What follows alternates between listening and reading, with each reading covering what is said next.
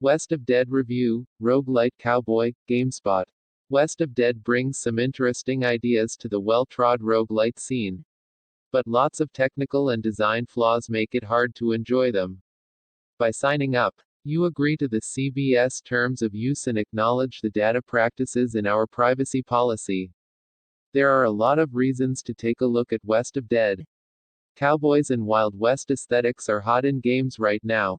In the wake of Red Dead Redemption 2, run-based games are, likewise, very much a structure du jour. It's dusted with voiceover narration from Ron Perlman, who you might know from Guillermo del Toro's Hellboy films or the FX TV show Sons of Anarchy.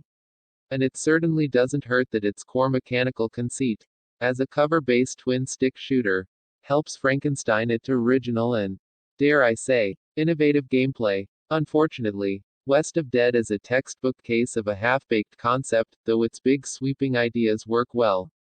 The minutiae, from scaling the difficulty of encounters to unrefined enemies and plain old technical issues, threaten to undo the experience at any time. West of Dead's conceit builds up a simple but interesting little tale.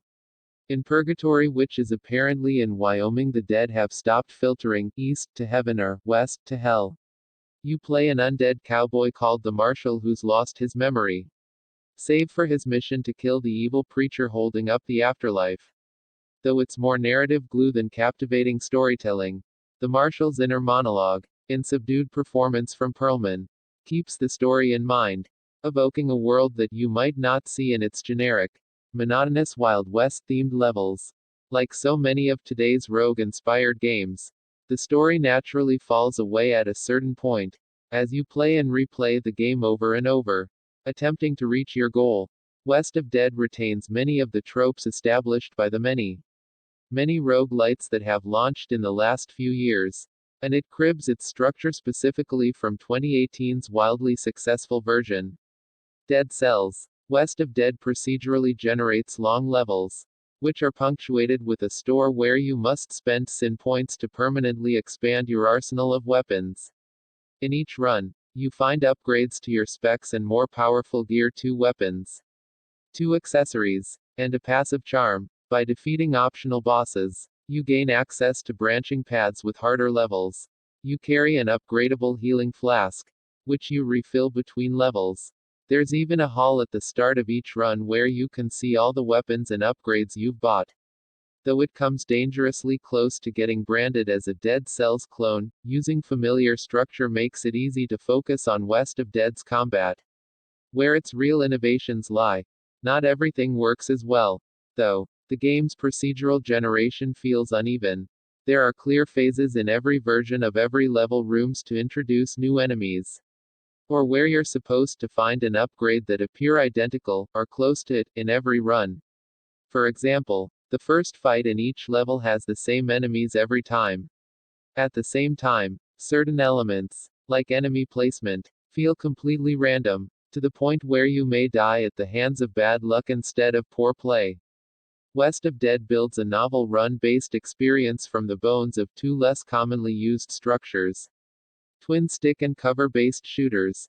The twin-stick element is purely mechanical. You use the left on your controller to move and the right stick to shoot. Like many twin-stick games, enemies will look to spread out and flank you, so it's important to keep your head and your sights on a swivel. How you shoot is dictated, in part, by what kinds of guns you use. There are 4 types: pistols, revolvers, shotguns, and rifles, which have different ranges and do different amounts of damage. In addition, each individual gun has its own quirk. Some make enemies take damage over time. For example, the differences among the guns and secondary weapons, which include explosives, throwing knives, and a few defensive items, don't make a huge impact on their own, but they can make a difference if you choose gear to fit a specific strategy. The cover shooter component is more pervasive. Each level is actually a series of combat arenas, conjoined by long hallway safe rooms. The arenas are Spartan, but always feature a few boxes, bales of hay, or other places for you to take cover. Using cover puts you at a strong advantage. Enemies cannot hit you while you're even partially behind it, and you reload faster. By contrast, You're extremely vulnerable when moving around in the open. Gun-toting enemies will hit their marks unless you dodge them. And it only takes a few shots to bring you down. Given that cover is so important. Though, there are many things designed to keep you from setting up in one spot and picking off enemies at your leisure. All cover is destructible, and most fights feature at least one enemy that will try to keep you moving. Making cover so desirable, but hard to hold on to creates urgency in every moment. Learning how to efficiently stop, dodge, or delay each enemy's attack while making openings for yourself requires an understanding and level of skill that grows as you run and rerun the levels again and again. Even more so when you take into the account that you'll have a different set of weapons, with their own strategic quirks, every time. In a vacuum, these are the makings of a great roguelite. But the experience often fails to reach its potential because of design decisions, large and small, that make it hard to appreciate the dynamic between tactical thinking and quick, accurate shooting. Though there are many problems, most of which seem small and specific, they're compounded by the procedural generation issues so that playing well can only get you so far.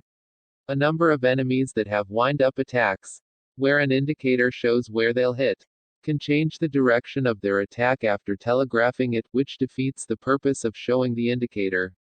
The aim assist mechanic, which targets enemies when they're in a well-lit part of the room and ignores them when they're in the dark, will target random spots on a wall rather than allowing you to free aim at targets in the dark.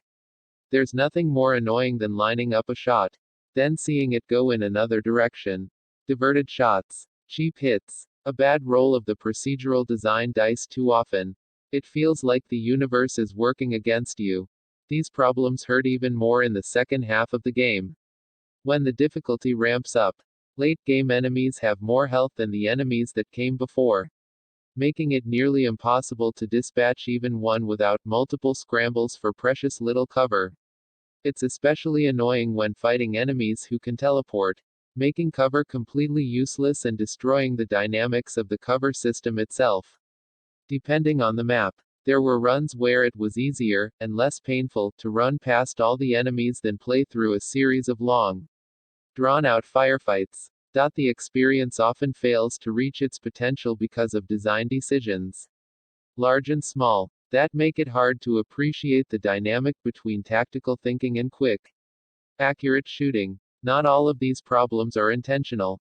Even after multiple patches, there are loads of repeating bugs. I've seen bullets pass through suicide bombing enemies, demon dogs bite through walls, and any number of frustrating, often run-ending glitches. Given how fragile the marshal is, any glitch that leads to damage, especially in the later levels, can spoil a run. When it happens once, it's a disappointment. When it seems to happen every few runs, it's a significant problem. All of these things together turn a game that feels like it's meant to take 10 to 15 hours to master into a much longer slog. After playing the game for more than twice that amount of time, I never achieved a winning run. But there's not much left to see or conquer. The game's NPCs say the same exact lines at the start of every run. It becomes a drag to rerun facsimiles of the same levels again and again. They're similar enough that it feels like you have them memorized, even if the details change. When you spend too long in purgatory, it starts to look a lot like hell. Text source, GameSpot.com.